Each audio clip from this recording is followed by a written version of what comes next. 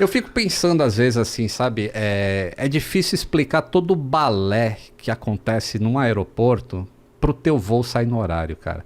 Porque enquanto você tá aqui se arrumando, botando perfuminho, arrumando a mala, já tem gente trabalhando lá no aeroporto, naquele avião, em a quantidade de carga que ele vai levar, o quanto de combustível vai, como que tá a meteorologia em rota para fazer os desvios que tem que fazer. E aí você chega lá, aí tem o check-in, todas as malas são pesadas, porque o peso faz parte de um cálculo antes do avião decolar. E aí você passa pela segurança, os caras vão ver aquele monte de coisa, aí você entra na sala de embarque, e aí espera.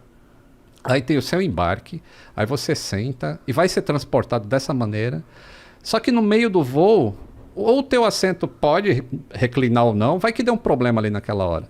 E a empresa aérea tem uns vouchers para isso, né? Tipo, você chega e fala, comissário, meu assento aqui não está reclinando, então minha luz de leitura não está acendendo. Ela te dá um voucher, ó, tem aqui 15 mil milhas de crédito pro teu próximo voo. Sei lá quanto. Sim. Mas a empresa dá isso. O cara não fala nada. Ele só tira foto hoje, né? Isso é uma cultura hoje. O cara tira uma foto, aí quando chega no destino lá, ele entra...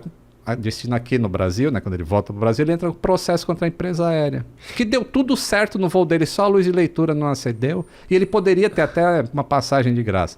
Mas ele entra com processo contra perdas e o que quer que seja, só para ganhar o dinheiro em cima da empresa. É meio hábito as pessoas processarem companhia aérea, né, cara?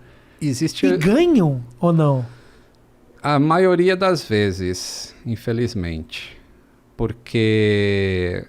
Não sei o porquê, não vou entrar na seara dos advogados, mas eu já li artigos, e aí quando eu tô lendo eu não posso dizer se aquilo é verdade ou não, mas existe tipo uma indústria de processos contra a empresa aérea. Não só empresa aérea, restaurante, também tem, mas empresa aérea é algo muito comum, assim. Porque muito visado. Porque realmente tem uma coreografia, muita coisa envolvida, e alguma coisa pode dar errado. Sim, é um negócio... É muito maluco. Nós temos uma boa aviação no país, Lito? Temos, no Brasil temos. Uma excelente aviação. Isso depois do caos aéreo. Aquela época lá de 2006, 2007, aquilo foi um inferno. Da Marta Suplicy. Da Marta, acho que era governo Lula nessa época, se não me engano. Sim. Aí teve esses dois acidentes, teve a falência da Varig, caiu um monte de rota no colo da TAM, que não tinha condições de assumir naquele momento. O espaço aéreo ainda não estava no padrão que deveria estar. E aí juntou tudo, 2 acidentes. Aí, opa, vamos parar tudo, vamos rever o que está acontecendo, senão o país não vai para frente assim. E também o brasileiro ele passou a ter mais recurso financeiro para poder voar. Sim, né? Sim. Aumentou muito o tráfego aéreo naquela época. E aí os aeroportos foram melhorando, tudo foi melhorando. E aí os processos e a ANAC precisou sofrer um upgrade também. E de lá para cá melhorou muita coisa. Assim, hoje há 2 anos atrás, foi a última estatística que saiu, o Brasil era o 4º colocado no mundo em segurança aérea operacional. À frente dos Estados Unidos, por exemplo. Em cumprimento das normas que a ICAO, que é um órgão centralizador da aviação mundial, emite. Então a ICAO fala, ó, a melhor prática para isso é isso aqui. O Brasil vai e já implanta aquele negócio rapidamente, entendeu? Então a gente está bem nesse aspecto. Entendi. Eu citei para ti o acidente da TAM em Congonhas. E Congonhas é talvez o aeroporto com mais movimento. Mais movimento. Dizia-se que a pista era muito curta, que realmente era muito difícil. Faz sentido essas alegações? Por que aconteceu aquele acidente ali? Então, um acidente nunca tem uma causa só, né? São vários fatores. Então, até esse da Varig ter falido influenciou na ocorrência daquele acidente. Porque os pilotos não tinham treinamento com a velocidade necessária, ou eram mais apressados, porque a TAM tinha um monte de coisa para resolver e não dava tempo e tinha que correr, tinha que manter o espaço aéreo funcionando. Então até isso influenciou. Aquele voo específico tinha um problema de ICMS entre São Paulo e Porto Alegre. Então era mais barato para a empresa aérea abastecer o avião em Porto Alegre do que em São Paulo. Então ele saiu com muito mais combustível de lá do que era necessário para fazer a etapa. Entendi. Fora isso, teve a famosa pane do reversor que estava inoperante, né? Que é aquilo que ajuda o avião a frear quando pousa. Um deles estava inoperante. E naquela época era possível pousar em Congonhas mesmo com um reversor inoperante. E hoje já não é mais assim, porque sempre se aprende com acidentes, né? E aí ele decolou de lá com excesso de passageiros. E quando chegou em São Paulo, o tempo estava ruim. Então são várias coisas. Sim, eu lembro disso. E pelas análises assim no relatório final, você vê que existia um tipo de ansiedade no piloto em comando de fazer o pouso pela pista oposta de Congonhas. Porque normalmente se decola de Moema em direção a Jabaquara. Se pousa e decola naquele sentido. Tá. E nesse dia estava ao contrário, do Jabaquara para Moema. Então É verdade, pensando bem, é verdade. Eu lembro, tanto que saiu por lá, por aquele lado. Isso, saiu lá na Bandeirante. Sim. Porque existe uma frente fria chegando e por isso o tempo estava ruim. E uns dias antes já tinha ocorrido uma derrapagem de avião lá. 2 dias antes, se eu não me engano. O avião derrapou e saiu da pista lá porque a pista não tinha a drenagem de água correta. Então você vê que é um monte de coisa que vai acumulando. Juntou tudo.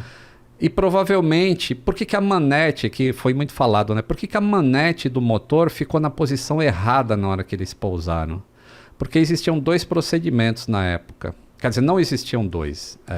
O procedimento vigente é o que não foi usado um anterior, porque o anterior economizaria 150 metros de pista para aquele avião. Mas foi usado o procedimento antigo quando deveria ter sido usado o novo, ou seja, as 2 manetes para trás. Quando ele usou o novo, isso não estava configurado no avião. E aí ele tocou no solo, É muito rápido. Foram 13 segundos entre o toque no solo e a batida lá no posto. Não dava para parar aquele avião porque os computadores identificaram que com a manete fora da posição, o cara não estava querendo pousar. Um lado do avião falou, esse cara está querendo decolar. E acelerou aquele motor que não estava em reversão.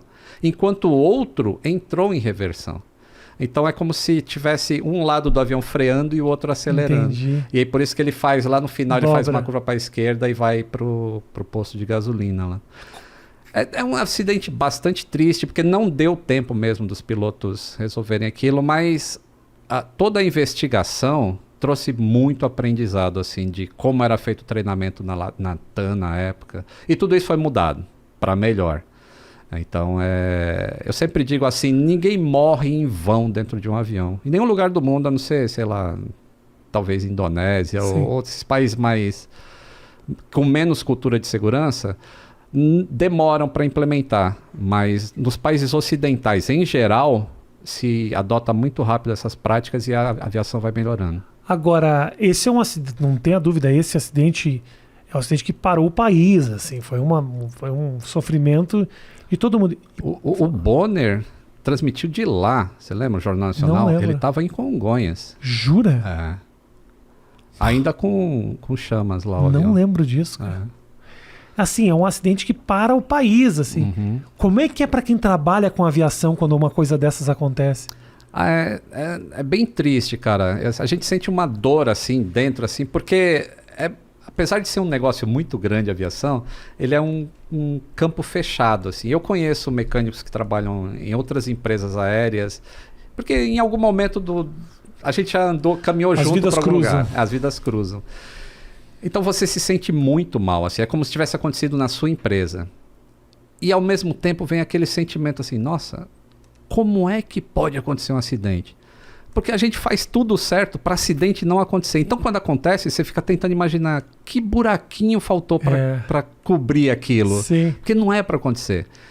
E, ao mesmo tempo, já vem todas as empresas costumam emitir isso, né? Uma mensagem para todos os funcionários falando, aconteceu um acidente na empresa XYZ. Se você for abordado pela imprensa para falar alguma coisa, diga que você não sabe nada. E é isso que tem que fazer mesmo, porque... Muitas vezes o cara pula na frente em conclusões sem saber o que aconteceu. Fica o disse, me disse, e aí todo mundo quer saber, né? Eu imagino. Acho que o grande exemplo é aquele do Eduardo Campos. Você lembra o que aconteceu? Não Sim. sei se você lembra de um bombeiro que foi... Ah, não, isso eu não lembro. Lembro do acidente. Foi entrevistado ao vivo e ele falou assim: eu cheguei lá e eu reconheci o Eduardo Campos, deu para ver os olhinhos azuis dele. Você não viu isso? Não lembro disso. E pô, não tinha... Foi reconhecido com pedaços de DNA aquele acidente, os passageiros. Então... Isso, aliás, é bom falar também que muitas vezes as pessoas acreditam em testemunhas de acidente aéreo. E testemunha para investigação de acidente, ela está lá embaixo na confiança. Porque, principalmente se ela for adulto. Se ela for criança, a criança geralmente fala o que viu. Geralmente é mais confiável. É mais confiável. Se é adulto, ele vai falar baseado nos filmes que ele já viu de Hollywood, de bola de fogo, de não sei o quê. E aí É mesmo. invalida. Eu vi os olhinhos azuis. É quase uma poesia que esse cara fez, né? Então...